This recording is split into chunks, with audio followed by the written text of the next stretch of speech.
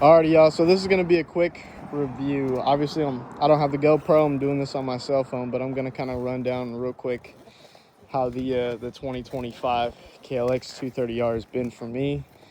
I don't know if I mentioned it or not. I kind of forgot. I think I said 2025, but yeah, this thing has been a fucking blast. Honestly, if you're thinking about picking one of these up, I'd say send it. It's one of the most affordable for like bigger dudes. I'd say like adult, maybe even like 16, 15 if they know what they're doing. You can, I mean, obviously if they're a bigger kid and they're like in the 12s, 13, 14 age range, then they can get on this no problem. It's very predictable power, very easy to ride, has a very forgiving clutch.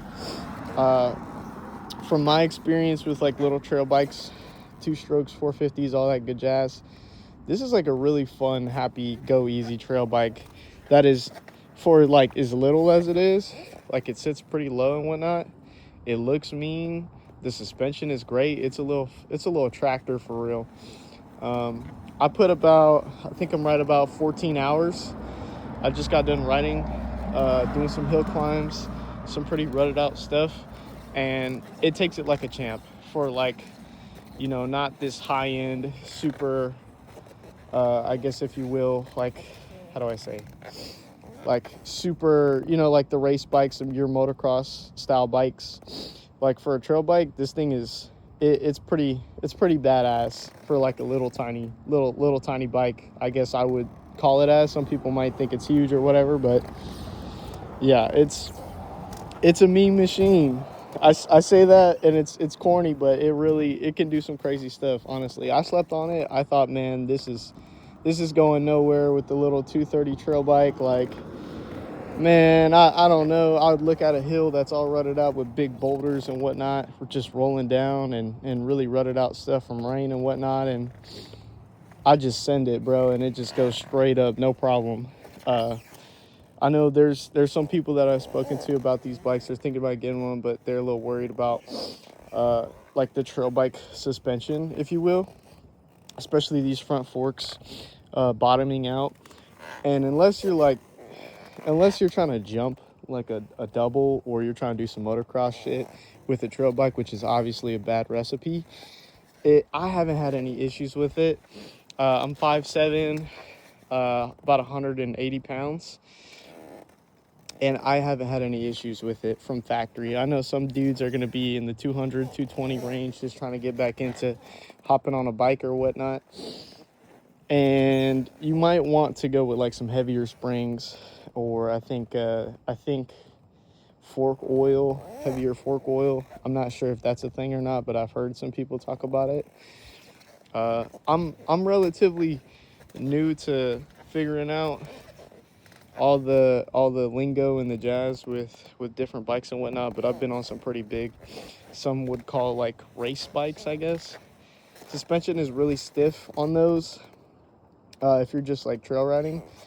But for this little trail bike, it's very plush, but it doesn't bottom out, especially in the front, which is kind of what was my biggest worry with this. But dude, it rips. It's awesome. It's a blast to ride. It sucks I don't have my GoPro, so I can't get any footage of me going up these crazy hill climbs or whatnot for you guys. But that's kind of my take on it.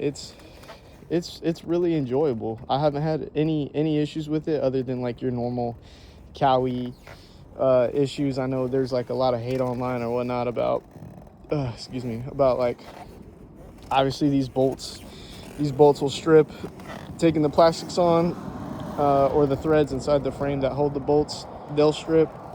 I had a bolt break on me taking the plastics off, but nothing a little zip tie can't fix. I think there's actually a couple zip ties somewhere. Aftermarket support, I'm gonna touch on that really lightly. There's not a whole lot for these bikes, and if you are buying stuff, it's gonna be like some Amazon, eBay type shit that does not fit very well. Like this skid plate says it was made for this bike. It's not. I had to zip tie that shit onto the front of the frame. It only had one bolt that actually lined up, but highly recommend a little skid plate if you're going to be doing, you know, kind of pushing this bike to its limits or trying to find your limits, one of the two. I got a couple stickers on there. Got a little graphics kit from Throttle Syndicate.